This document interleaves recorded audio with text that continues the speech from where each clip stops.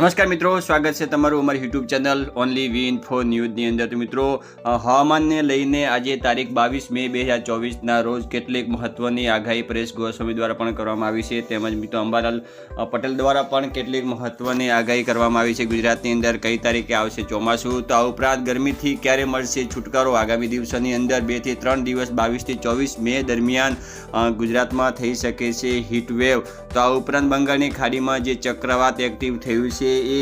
તેની જે ટ્રફ રેખા છે કઈ દિશા તરફ ફંટાશે, તેમજ આની અંદર જે દરિયાની અંદર જે ચક્રવાત જોવા મળ્યો છે તેની સ્પીડ પણ 100 થી 120 પ્રતિ કલાકની જોવા મળી રહી છે। આ ઉપરાંત આગામી દિવસોની અંદર ભારતની અંદર ચોમાસું બેસતું છે કે નથી અને ક્યારે પહોંચશે ગુજરાત સુધી, આ ઉપરાંત મેના અંતમાં પ્રી મોન્સૂનની એક્ટિવિટી કઈ રીતે થશે તૈયાર, આ તમામ મિત્રો વાત કરશું આજના વિડીયો। તો મિત્રો વિડીયોને અંત સુધી જોજો, તેમજ અમારી યુટ્યુબ ચેનલ પર આપ નવા હો તો ચેનલને સબસ્ક્રાઈબ જરૂર કરશો। તો મિત્રો, ગુજરાતમાં હાલ કાળઝાળ ગરમી પડી રહી છે અને રાજ્યના અનેક વિસ્તારોમાં તાપમાનનો પારો લગભગ 44 સેલ્સિયસ કરતાં પણ ઊંચો ઉગી ગયો છે। ગુજરાતમાં આગ અગોગતી ગરમીથી તોબા પોકારી રહી છે પ્રજા। જ્યારે હવામાન નિષ્ણાત પરેશ ગોસ્વામી ગુજરાતમાં હજી પણ ચોમાસાની પ્રી મોન્સૂન એક્ટિવિટી અંગે પણ કેટલાક અનુમાન કર્યા છે અને તેમણે પણ જણાવ્યું છે કે બંગાળની ખાડીમાં બની રહેલા જે ચક્રવાતના કારણે, વાવાઝોડાના કારણે ગુજરાતમાં પણ ડરવાની જરૂર નથી। ગુજરાતની અંદર પણ વાવાઝોડાને લઈને પણ કેટલીક સંકેતો આપ્યા છે। તો હવામાન નિષ્ણાત જણાવ્યું છે કે ગુજરાતમાં હવામાનની વાત કરવામાં આવે તો 23 મે સુધી, એટલે કે મિત્રો આગામી તારીખ 22 અને 23 તારીખ સુધીમાં ગુજરાતની અંદર અતિશય હીટ વેવ પડી શકે છે, 45 થી 46 સેલ્સિયસ જેટલું તાપમાન થઈ આવી શકે છે। એટલે કે મિત્રો ગુજરાતને રેડ એલર્ટ પણ આપવામાં આવ્યું છે કે આગામી સમયની અંદર હજી પણ ગુજરાતની અંદર વધારે ગરમી પડી શકે છે। આ ઉપરાંત મિત્રો 24 થી 30 તારીખની વચ્ચે ગુજરાતની અંદર હવામાનમાં થોડો જ રાહત જોવા મળી શકે છે, આંશિક ઘટાડો નોંધાશે, એટલે કે 2 થી 3 ડિગ્રી જેટલું તાપમાનમાં ઘટાડો જોવા મળી શકે છે। આ ઉપરાંત ગુજરાતની વાત કરવામાં આવે છે તો 24 થી 30 મે સુધી ગુજરાતના અનેક વિસ્તારોની અંદર પ્રી મોન્સૂન એક્ટિવિટી પણ સક્રિય બની શકે છે અને આ ઉપરાંત 19મી તારીખથી આંદામાન નિકોબારનું ચોમાસું બેઠું છે, ત્યારે હજી પણ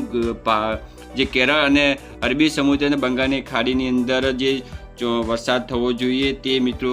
જે વાવાઝોડું સર્જાવાના કારણે કેટલોક ફેરફાર જોવા મળે છે। તો ગુજરાત તરફ પણ જે આ વાવાઝોડું છે આગળ વધી રહ્યું છે અને આ સાથે તમને જણાવ્યું છે કે 25 થી લઈને 30 સુધીમાં દક્ષિણ ગુજરાત અને સૌરાષ્ટ્રના ભાગોની અંદર પ્રી મોન્સૂન એક્ટિવિટી પણ સર્જાઈ શકે છે। આ ઉપરાંત ગુજરાતની અંદર જે 24 થી 30 મે સુધીમાં જે તાપમાનમાં ઘટાડો અને વાદળછાયું વાતાવરણ થવાના કારણે ગુજરાતના વાતાવરણની અંદર પલટો આવી શકે છે। આ ઉપરાંત હજી વાત કરવામાં આવે છે તો મિત્રો કેરળની અંદર હજી પણ જે ચોમાસું બેઠું નથી, પરંતુ 27 મે એટલે કે આગામી 27 મેના રોજ કેરળની અંદર ચોમાસું બેસી શકે છે અને ત્યારબાદ આ ચોમાસું છે એ કેરળ બાદ મહારાષ્ટ્રની અંદર, એટલે કહેવામાં આવે તો મહારાષ્ટ્રમાં 48 કલાક પછી, એટલે કે 29 મેની આસપાસ જે મહારાષ્ટ્રમાં આ જે ચોમાસું આવી શકે છે, ત્યાં પણ મિત્રો 48 કલાક સુધી રોકાઈ શકે છે મહારાષ્ટ્રની અંદર। એટલે ગુજરાતની અંદર વાત કરવામાં આવે તો ગુજરાતમાં 14 જૂનની આસપાસ ગુજરાતમાં ચોમાસું આવી શકે તેવી મિત્રો હવામાન નિષ્ણાત પરેશ ગોસ્વામીએ પણ પોતાની કેટલીક આગાહી કરવામાં આવી છે। આ ઉપરાંત તેમણે જણાવ્યું કે 14મી જૂને વલસાડ અને સૌરાષ્ટ્રના કેટલાક ભાગોની અંદર ચોમાસું એક્ટિવ થાય તેવા સંકેતો સર્જાયા છે અને બનાસકાંઠા સુધીમાં પહોંચતા એટલે કે સમગ્ર ગુજરાતની અંદર ચોમાસું એક્ટિવ થતાં લગભગ જૂન મહિનાના 20 જૂનથી 30 જૂનની આસપાસ સમગ્ર ગુજરાતની અંદર ચોમાસું બેસી શકે છે। આ સાથે મિત્રો વાવાઝોડા અંગે પણ કેટલીક આગાહી કરવામાં આવી છે કે બંગાળની ખાડીમાં સક્રિય થયેલા વાવાઝોડાની થોડી અસર ગુજરાત પર થાય, પરંતુ સીધી અસર આપણને ન પણ થઈ શકે, કારણ કે હજી પણ જે વાવાઝોડું છે દરિયાની અંદર તેની દિશા બદલી રહ્યું છે અને તેની પાછળ જે ભેજ મળી રહ્યો છે એ ભેજના કારણે હજી પણ જે ચોમાસાની જે વાવાઝોડાની દિશા છે તે બદલાય છે અને પૂર્વના ભાગોની અંદર પણ ફંટાઈ શકે તેવી શક્યતા રહેલી છે।